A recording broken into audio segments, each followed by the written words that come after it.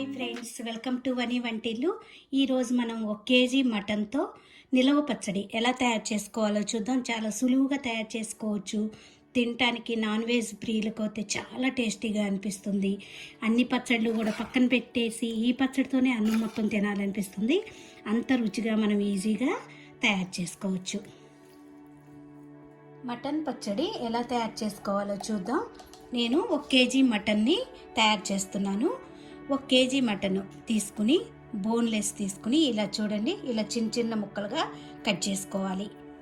దీనిలో ఇప్పుడు 1 table spoon salt వేసుకుందాం.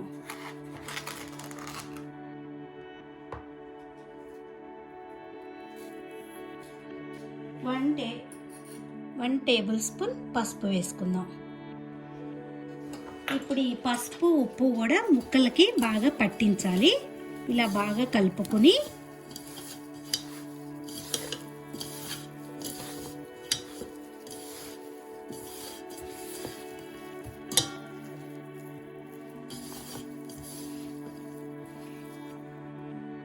ప్రెషర్ కుక్కర్ తీసుకుని దానిలో ఈ మటన్ని వేసుకోవాలి. దీనిలో పావు గ్లాసు వాటర్ వేసుకుని 3-4 విజిల్స్ రానివ్వాలి.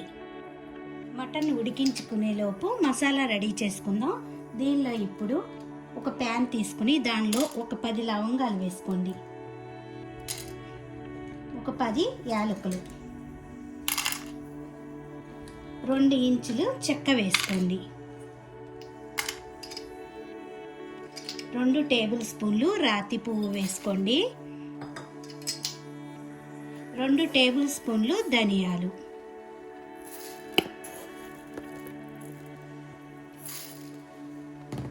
2 టేబుల్ స్పూన్లు జీలకర్ర,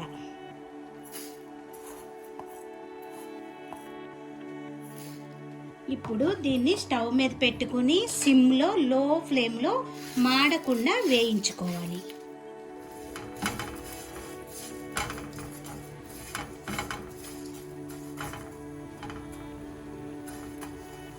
ఈ మసాలాలు ఎప్పుడు కూడా లో ఫ్లేమ్లోనే వేయించుకోవాలి.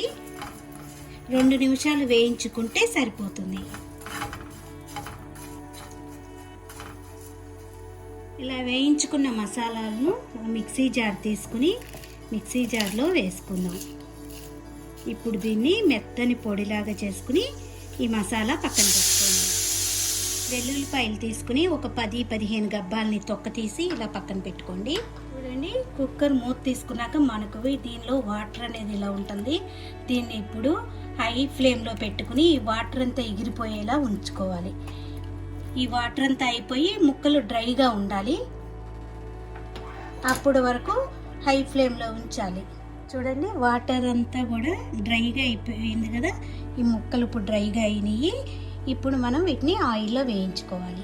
స్టవ్ ఆన్ చేసుకుని ఒక బాండీ లాంటిదో లేకపోతే పెద్ద గిన్నె లాంటిది పెట్టుకుని మన కేజీ మటన్కి 400 ml ఆయిల్ పడుతుంది. నేను సన్ఫ్లవర్ ఆయిలే వాడుతున్నాను. ఇప్పుడు ఆయిల్ వేడిగా అయ్యాక మనం ఈ మటన్ ముక్కల్ని వేసి వేయించుకోవాలి.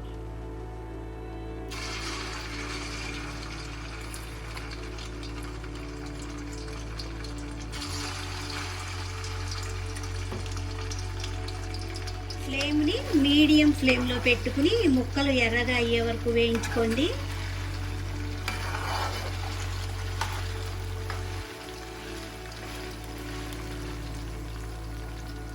చూడండి, మటన్ ముక్కలు ఎర్రగా వేగినాయి. ఇలా వేగాక ఈ ముక్కల్ని ఒక గిన్నెలో తీసి పక్కన పెట్టుకుందాం.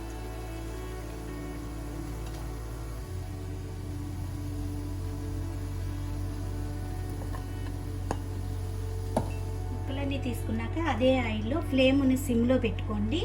దీనిలో ఇప్పుడు 5-6 ఎండు మిరపకాయలు వేసుకోవాలి. దీనిలోనే 1 టేబుల్ స్పూన్ ఆవాలు, 1 టేబుల్ స్పూన్ జీలకర్ర. ఆవాలు జీలకర్ర వేగాక వెల్లుల్లి 10-15 వెల్లుల్లి గబ్బాలు వేసుకుందాం.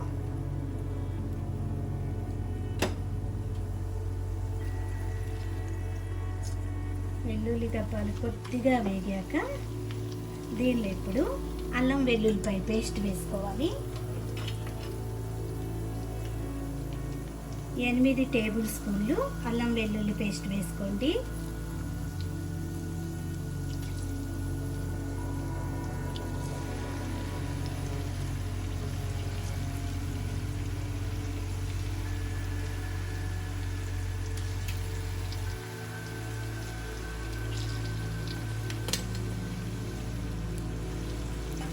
ఇప్పుడు ఈ పేస్ట్ ఆయిల్లో బాగా వేగనివ్వాలి. లో ఫ్లేమ్లో పెట్టుకుని మాత్రమే వేయించుకోవాలి.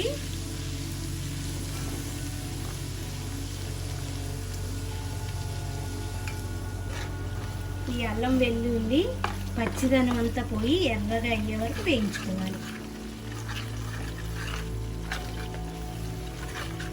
అల్లం వెల్లుల్లి వేగాక దీనిలో ఒక గుప్పెడు కొత్తిమీర, ఒక గుప్పెడు పుదీనా వేసి బాగా పచ్చి అనేది లేకుండా ఎర్రగా వేగాలి. నిలవ పచ్చడి కాబట్టి మనకి ఎర్రగా అయ్యే వరకు కూడా వేయించుకోవాలి.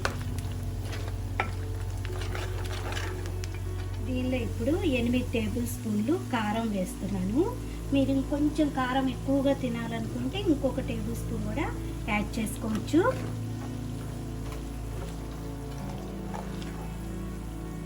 దీనిలో ఇప్పుడు 8 టేబుల్ స్పూన్లు ఉప్పు వేస్తున్నాను.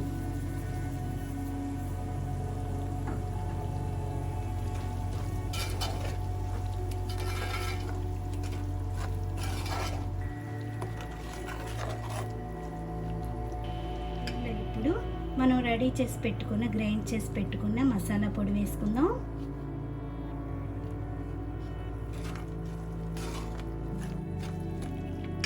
మొత్తం ఒకసారి కలుపుకున్నాక వేయించుకున్న మటన్ ముక్కలు వేసుకోవాలి.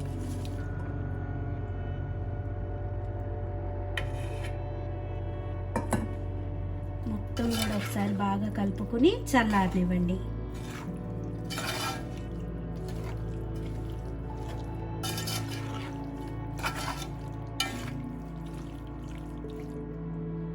ఇప్పుడు మనకి ఇది చల్లగా అయిపోయింది. ఒక 8 నిమ్మకాయల్ని నిమ్మరసం తీసుకుని చూడండి, నాకు ఈ గ్లాస్ అయ్యింది.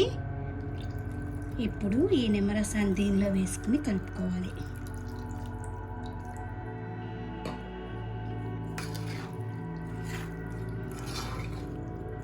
ఈ నిమ్మరసంతో పచ్చడి రుచి అంతా అనిపిస్తుంది.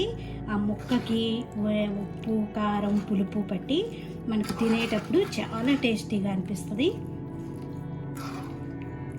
ఇలా కలుపుకున్న పచ్చడిని మీరు ఒక్క 2-3 రోజులు దీన్ని మనం ఊరనిస్తే మనకి తర్వాత తినడానికి ఈ ముక్క ఉప్పు కారాలు పీల్చుకొని చాలా రుచిగా అనిపిస్తుంది.